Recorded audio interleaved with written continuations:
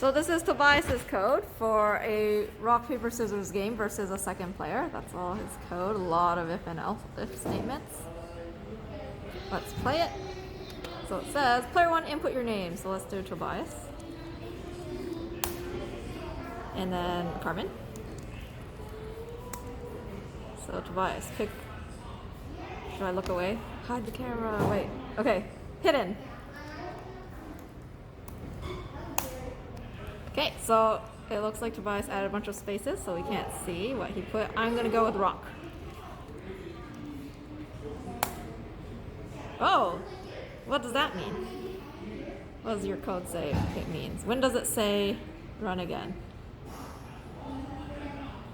Oh, so it looks like we both inputted rock, so it's the tie. Okay, cool. Let's do another round. Tobias. Carmen, I'm gonna cover. Okay, I'm gonna choose paper this time. Oh, yay! Cool. Good job, Tobias.